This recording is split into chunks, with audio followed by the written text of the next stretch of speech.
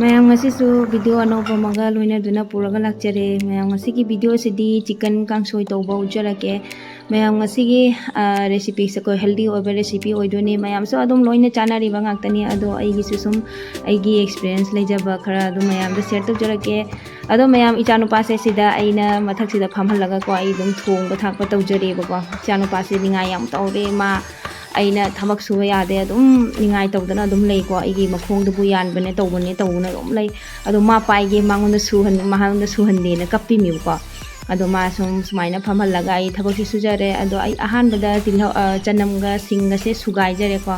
aduga phajana kano mada lawthoga thamjarage aduga alu se amna haptre ko masa amaga kitang chawak to amaga hapjare ado alu se sumaina kakjarage ado awa phadium khara masu laire ado mayam su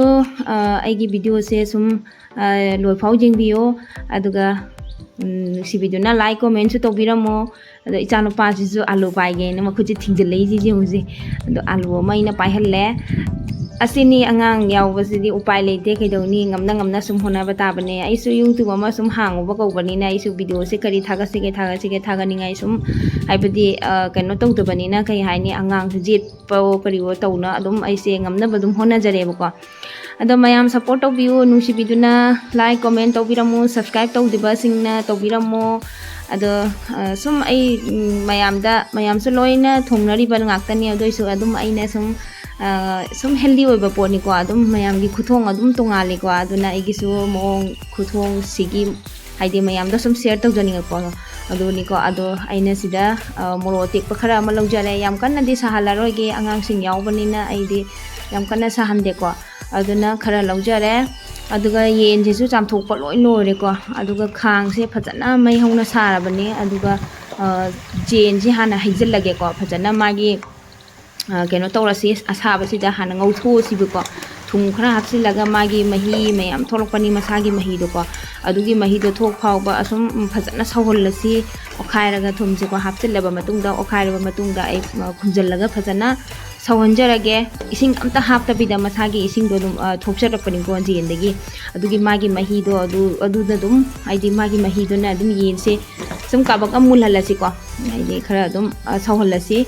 aduga ngayak sawhallaba matungda yengi mahi sesu sum kangsilakadore ado ai tilhau hapchin ba haure aduga maroi marang loina aina semna thambasing do loi hapchilage aduga alu sisu hapchilage ko tomato sidi ai kona hapcharage ado si singse hamna hapaga phajana okhairaga amuk ising hapta bide ko adum yairaga khara dum ngaurage haipadi kesum kaino tawdabida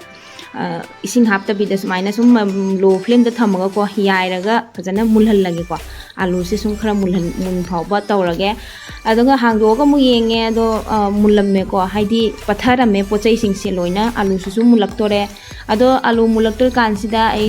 tomato se hapchin jarage natrabadi mangda pulap hapchin minaradi alu se munmada kitang wai ko adugi damakta aina tomato su kona hapchabani ado tomato se hapchalaba matungda mu phajana okhairaga ai amutang yairaga thammage ko low flame da tawraga amu khumjallaga yairaga thammage ado yengasi mayam henjang napi singse loina patharame tomato su munchile alu su loina mulle ado yen se kitang tori tawraga mahaw leibani aduna yen se aina khara toihanbani bako yam kana toidraga su aduga awa padu mu hapchille aduga hauji amu phajana okhairaga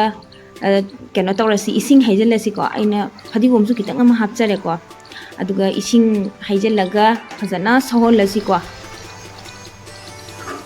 ado ising se kitanga watpa male aduga ising se kitanga maga haijin jarage asigi happy ba mahi sina amukhanna haproi dabni asina phajana mun phawbu sawhollani munbudi munba loire adu sumagi mahi hapagi kitang keno to bing hayak sawhollaga di mahaw leina ko adugi damakta ngayak sawhollaga kitang kangsil hallasi mahi se adu makum khumjallaga high flame da thamaga phajana sawhollasi yemon phajana sawre mayam aduga mayam sum comment so haibiramu aina thongiba khuthong sindamna adum thongba yawi sumaina thongi natragana karamba maongna thongba aidi kangsoi da ko jin kangsoi tawbuda kamai tawge haibado mayam su dum mayam gi experience lerangwani adu dum haibiramo ꯑꯗꯣ ꯌꯦꯟꯁꯨ ꯐꯖꯅ ꯃꯨꯜꯂꯦꯀꯣ ꯑꯗꯣ ꯀꯩꯅꯣ ꯇꯧꯔꯦ ꯑꯩ ꯉꯥꯏꯍꯥꯛ ꯁꯧꯍꯜꯂꯕ ꯃꯇꯨꯡꯗ ꯌꯥꯔꯦ ꯑꯩ ꯃꯩ ꯃꯨꯊꯠꯆꯔꯦ ꯌꯦꯡꯉꯣ ꯐꯖꯅ ꯃꯨꯜꯂꯦꯀꯣ ꯑꯗꯨꯒ ꯐꯗꯤꯒꯣꯝ ꯍꯥꯞꯆꯤꯜꯂꯁꯤ ꯐꯗꯤꯒꯣꯝꯁꯦ ꯂꯣꯏꯅ ꯆꯥꯏꯁꯤꯟꯖꯔꯦ ꯑꯗꯨꯒ ꯐꯖꯅ ꯆꯥꯏꯁꯤꯜꯂꯕ ꯃꯇꯨꯡꯗ ꯑꯣꯠꯈꯥꯏꯔꯒ ꯐꯖꯅ ꯑꯣꯠꯈꯥꯏꯔꯁꯤꯀꯣ ꯋꯥ ꯉꯥꯡꯕꯁꯨ ꯀꯌꯥ ꯍꯩꯇꯦꯀꯣ ꯑꯩꯗꯤ ꯋꯥ ꯉꯥꯡꯕꯁꯦ ꯍꯥꯏꯗꯤ ꯄꯟꯗꯩ ꯇꯧꯏꯀꯣ ꯀꯔꯤ ꯍꯥꯏꯗꯤ ꯉꯥꯡꯕꯁꯦꯀꯣ ꯀꯌꯥ ꯍꯩꯇꯕꯅꯤꯅ ꯄꯟꯗꯩ ꯇꯧꯕꯗꯨ ꯑꯗꯨꯃꯥꯏꯅ ꯑꯣꯏꯌꯦꯕ ꯑꯗꯨꯅꯦ ꯃꯌꯥꯝ ꯃꯨꯜꯂꯦ ꯑꯩ ꯂꯧꯊꯣꯛꯆꯔꯦ ꯕꯥꯎꯜ ꯑꯃꯗ ꯐꯖꯅ ꯍꯥꯎꯁꯨ ꯌꯥꯝ ꯍꯥꯎꯈ꯭ꯔꯦꯀꯣ ꯉꯁꯤ ꯀꯥꯡꯁꯣꯏ ꯊꯣꯡꯉꯤꯁꯦ ꯉꯁꯤꯒꯤ ꯑꯩꯅ ꯊꯣꯡꯉꯤꯕ ꯀꯥꯡꯁꯣꯏꯁꯦꯀꯣ ꯌꯥꯝ ꯊꯤꯅꯁꯨ ꯍꯥꯎꯈ꯭ꯔꯦ ꯑꯗꯣ ꯃꯌꯥꯝꯁꯨ ꯑꯗꯨꯝ ꯇ꯭ꯔꯥꯏ ꯇꯧꯔꯒ ꯊꯣꯡꯗ꯭ꯔꯤꯕ ꯌꯥꯎꯔꯛꯄ ꯇꯥꯔꯒꯗꯤ ꯌꯦꯡꯉꯣ ꯑꯃꯨꯛꯇꯪ ꯊꯣꯡꯉꯒ ꯁꯨꯃꯥꯏꯅ ꯀꯥꯡꯁꯣꯏ ꯇꯧꯔꯒ ꯆꯥꯔꯒ ꯌꯦꯡꯕꯤꯌꯨ ꯃꯍꯥꯎ ꯌꯥꯝ ꯂꯩꯕꯅꯤ ꯊꯥꯎ ꯆꯥꯕꯁꯤꯗꯤ ꯌꯥꯝꯅ ꯐꯠꯇꯦꯀꯣ ꯑꯗꯨꯝ ꯍꯣꯏ ꯊꯥꯎ ꯆꯥꯅꯤꯡꯉꯤ ꯆꯥꯅꯤꯡꯗꯕ ꯅꯠꯇꯦ ꯑꯗꯨ ꯑꯁꯤꯅ ꯍꯦꯜꯗꯤ ꯑꯣꯏꯅ ꯍꯛꯆꯥꯡꯗ ꯀꯥꯟꯅꯕ ꯌꯥꯝꯅ ꯄꯤ ꯍꯥꯏꯕꯗꯤ ꯊꯥꯎ ꯌꯥꯎꯕ ꯄꯣꯠꯁꯤꯗꯤ ꯌꯥꯝꯅ ꯐꯠꯇꯦꯅꯀꯣ ꯑꯗꯨꯒꯤꯗꯃꯛꯇ ꯁꯨꯃꯥꯏꯅ ꯕꯣꯏꯜ ꯇꯧꯔꯒ ꯆꯥꯕꯁꯤꯅ ꯍꯦꯟꯅ ꯐꯩ ꯍꯥꯏꯅ ꯈꯜꯂꯤ ꯍꯥꯎꯁꯨ ꯌꯥꯝꯅ ꯍꯥꯎꯏ ꯃꯌꯥꯝꯁꯨ ꯇ꯭ꯔꯥꯏ ꯇꯧꯔꯒ ꯌꯦꯡꯕꯤꯌꯨ ꯑꯗꯨꯒ ꯃꯌꯥꯝ ꯑꯩꯒꯤ ꯚꯤꯗꯤꯑꯣꯁꯤꯕꯨ ꯅꯨꯡꯉꯥꯏꯕꯤꯔꯒꯗꯤ ꯂꯥꯏꯛ ꯀꯣꯃꯦꯟ ꯁꯕꯁꯀ꯭ꯔꯥꯏꯕ ꯇꯧꯕ ꯀꯥꯎꯕꯤꯔꯝꯒꯅꯨ ꯕꯥꯏ ꯕꯥꯏ